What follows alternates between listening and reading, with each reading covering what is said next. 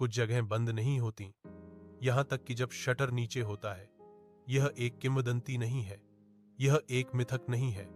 यह कोलकाता में हुआ 1992 में। मेरे चाचा उत्तर कोलकाता की एक संकरी गली में अकेले रह रहे थे। साल 1992 था। वह एक छोटी सी स्थानीय दुकान में एक दुकानदार के रूप में काम करते थे। पुरानी लकड़ी की अलमारियां, जंग लगे टिन और एक पीतल की घंटी दरवाजे से बंधी हुई थी। दुकान नई नहीं थी, यह विरासत में मिली थी। लोगों ने कहा कि पिछली मालिक की दुकान के अंदर ही मौत हो गई थी, लेकिन किसी ने कभी नहीं बताया कि कैसे। अपने पहले दिन चौकीदार ने उसे चेतावनी दी, अगर तुम्हें बंद होने के बाद घंटी सुनाई दे, उत्तर मत दो। मेरे चाचा हंसे। उन्हें ऐसा नहीं करना चाहिए था।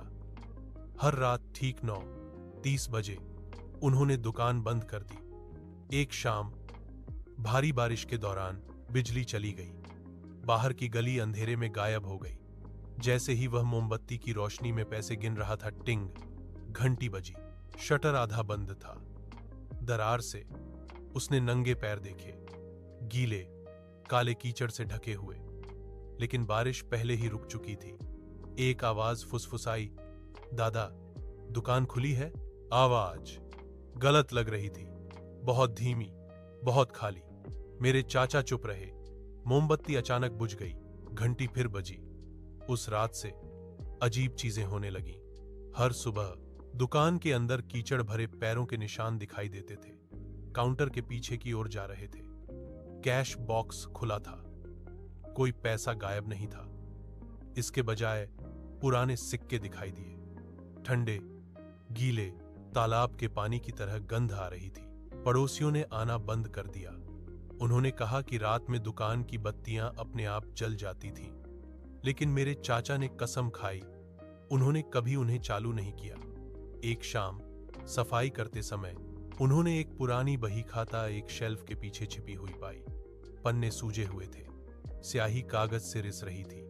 अंदर नाम लिखे हुए थे, ग्राहक के नाम, तारीखें। फिर उसने आखिरी प्रविष्टि देखी।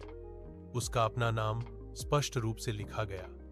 उसके बगल में कल की तारीख।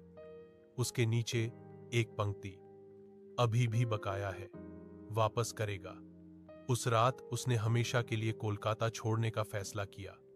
रात 9:29 बजे जब उसने दुकान बंद की, टिंग, घंटी बजी। शटर पूरी तरह से बंद था। आवाज अंदर से आ रही थी। काउंटर के पीछे एक आदमी खड़ा था, भीगा हुआ, आंखें सफेद, मुंह असामान्य रूप से चौड़ा फैला हुआ था। यह पिछला मालिक था, तैरता हुआ, जमीन को नहीं छू रहा था। उसने मुस्कुराया और कहा, तुमने मेरी दुकान चलाई, अब तुम मुझे दौड़ाते रहोगे। घंटी फिर बजी। पड़ोसियों ने चीखें सुनी। फिर सन्नाटा। अगली सुबह दुकान बाहर से बंद थी। कोई लाश नहीं थी, केवल कीचड़ भरे पैरों के निशान सीधे दीवार में जाते हुए। आज भी अगर आप रात 9:30 बजे के बाद उस गली से गुजरते हैं, आपको एक घंटी सुनाई दे सकती है और एक आवाज पूछ रही है, दादा, दुकान खुली है?